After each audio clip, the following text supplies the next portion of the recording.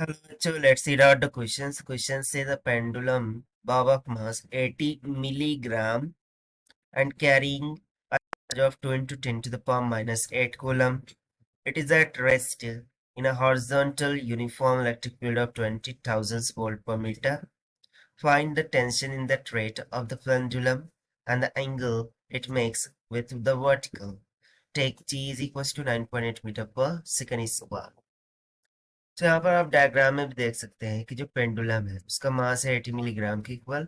वो कैरी कर रहा है charge 2 into 10 to the power minus 8 coulomb को। सो इनिशियली इसको हॉरिजॉन्टल में रखा हॉरिजॉन्टल यूनिफॉर्म इलेक्ट्रिक फील्ड में रखा जाता है। सो हम बताना है कि tension in the thread of the pendulum क्या होगा, जैसे कि हमें डायग्राम में दिखाया गया है। चलिए देखते हैं हम इसको सोल्यूशन से। But before of its let's talk about the key concept which we are going to use here for this question. So जब कभी किसी चार्ज को हम इलेक्ट्रिक फील्ड में रखेंगे सो वो एक्सपीरियंस करेगा एक इलेक्ट्रिक फोर्स को। सो उसी का कंसेप्ट हमें यहाँ पे यूज करना है which is nothing but equals to F is equals to q times of P, जहाँ पर क्यू चार्ज होगा ये इलेक्ट्रिक। तो जैसे कि हमने बॉब इलेक्ट्रिक फील्ड में रखा, ठीक है, और इसको हमने यहाँ पर देखिए इसको अटैच किया है और इसको यूनिफॉर्म इलेक्ट्रिक फील्ड में रखा है। तो उस कारण से क्या होगा कि इलेक्ट्रिक फील्ड के द्वारा इस पर एक फोर्स लग रही होंगी और वो उसको उस तरफ पुल करेगा, ठीक है, बॉब को। सो इसी कारण से उस पर लगने वाला जो टेंशन टी होगा that is the tension in the string, वो इस तरीके से लैटरली हो जाएगा and it will make an angle of 60 degree with respect to vertical. So basically ये जो फोर्स लग रही है वो इलेक्ट्रिक फोर्स है। तो चलिए सबसे पहले हम टेंशन के कंपोनेंट लिख लेते हैं। सो एक तो हो जाएगा vertical component T cosine of theta and one will be the horizontal component T sine of theta. यहाँ पर थीटा क्या है, so theta with the angle making with vertical. और जब वहीं पर जो मास इनटू ग्रेविटी, ग्रेविटेशन की वजह से जो फोर्स लग रही है डाउनवर्ड डायरेक्शन में, वो उसका मास इनटू ग्रेविटी के इक्वल होगा। ये मिलीग्राम है और ये मास इनटू ग्रेविटी है, ठीक है, सो डोंट बी कंफ्यूज्ड। अब हम यहाँ पर न्यूटन्स नेट फोर्स लॉ का यूज करते हुए summation of net force along the vertical equals to 0 लिखेंगे। सो देखिए T cosine of theta this will be goes to mass into gravity.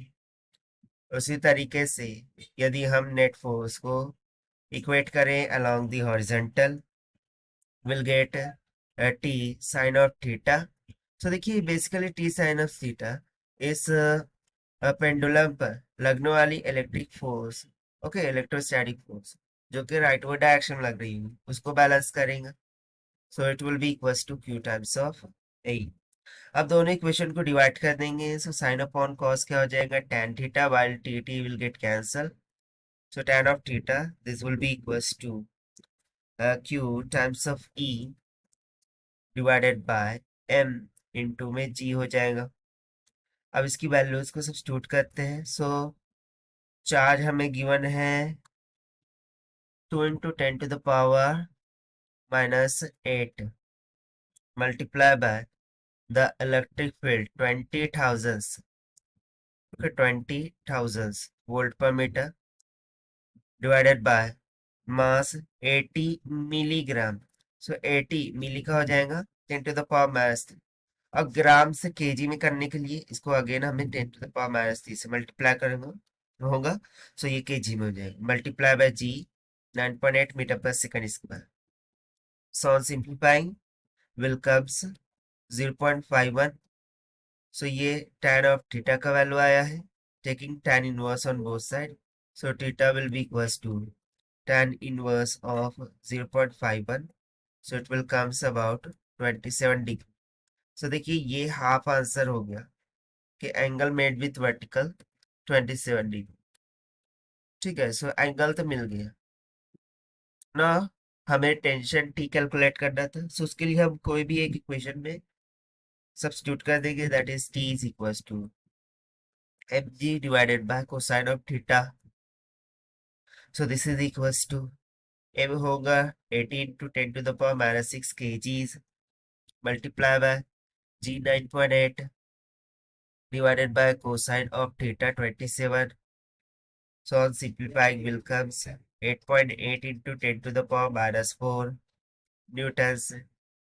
So this will be the required tension in the thread or angle theta, that the 27 degree. So this is going to be the required answer to this question. I hope you understand well. Best of luck. Thank you.